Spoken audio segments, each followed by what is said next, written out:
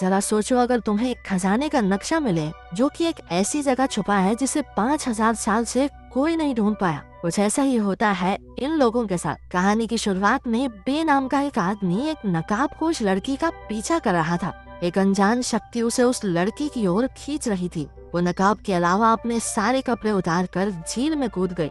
बे ने भी उसका पीछा किया। दूसरे छोर पर पहुंचकर वो दोनों एक दूसरे के सामने आए, लेकिन इससे पहले कि वो लड़की कुछ बोल पाती, आसमान से बिजली सीधा उसके कंधे पर गिरी। बे को न जाने कैसे अचानक से पता चल गया कि लड़की का नाम शर्ली है। लड़की के नीचे की जमीन उसे अंदर खींचने लगी। बे ने उसे बचाने की बहुत कोशिश की, लेकिन धरती ने उसे पूरा निगल लिया।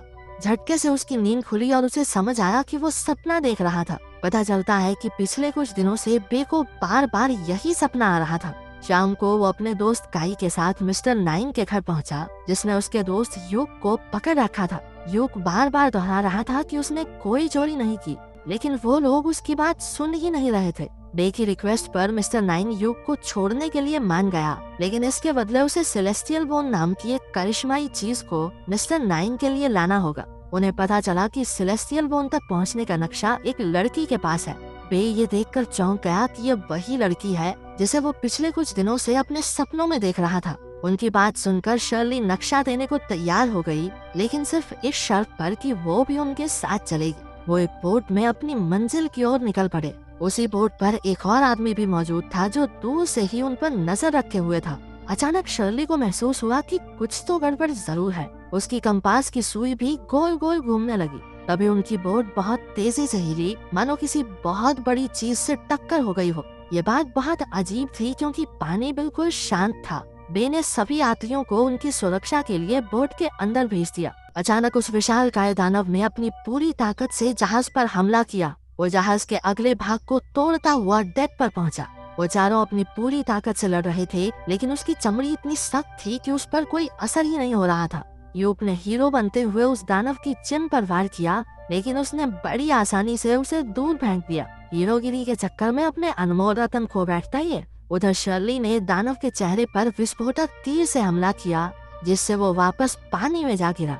बे ने उस मॉन्स्टर को कैद करने का प्लान बनाया। उन्होंने बोट से सेल क्लोथ को उतारकर उसे जाल की तरह डेक के बीचों बीच बिछा दिया। उन्होंने उसे जाल में फंसा तो लिया, लेकिन वो इतना ताकतवर था कि उसने बोट के सारे एंकर उखाड़ दिए। ऐन मौके पर उस अनजान आदमी ने एंट्री मारी और अपने इलेक्ट्रिक वेपन से उस रहस्यमयी जीव को ऐसा खतरनाक झटका दिया कि वो वहाँ से दुम दबा के भाग निकला।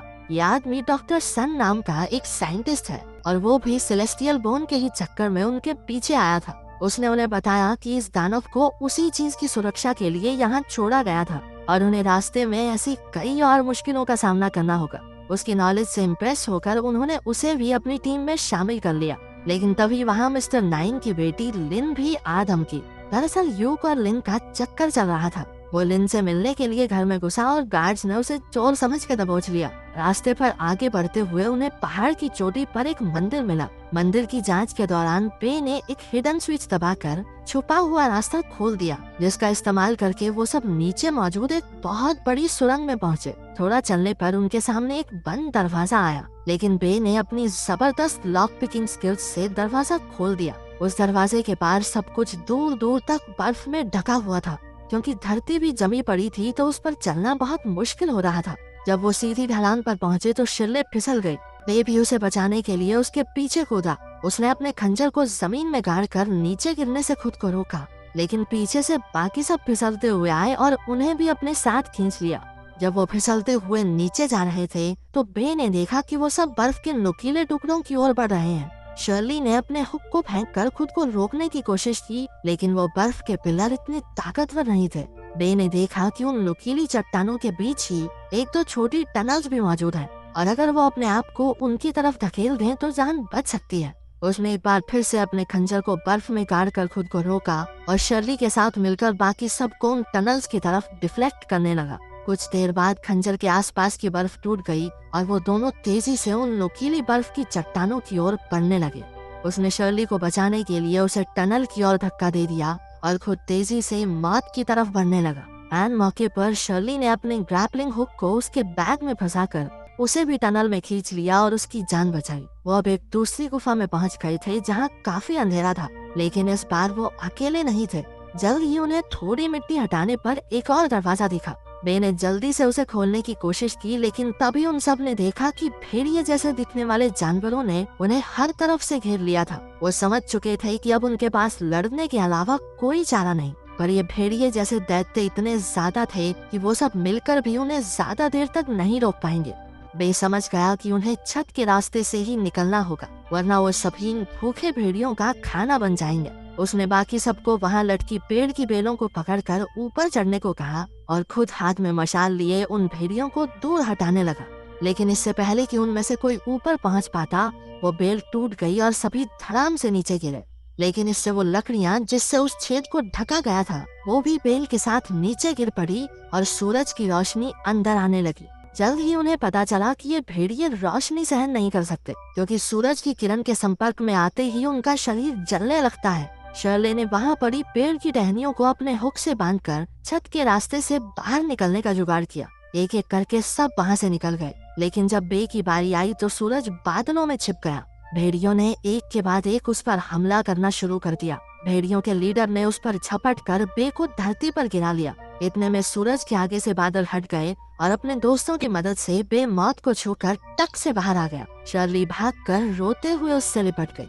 बाद में जब वो उसके घावों पर पट्टी कर रही थी तो उसे बे के कंधे पर वही शापित निशान मिला जो उसके कंधे पर भी था। उसने सबको बताया कि सालों पहले उसके पूर्वज गलती से एक शैतान की गुफा में पहुंच गए थे। उनके आने से उस शैतान की नींद टूट गई और बहुत सारे दैत्यों ने इंसानों पर हमला बोल दिया। इसके बाद उन सभी लोगों के कंधों पर वो शापित निशान आ गया। उस बुरी शक्ति की ताकत से वो सभी लोग 50 साल के होने से पहले ही मर गए और उनके बच्चों को भी ये श्राप विरासत में मिलेगा।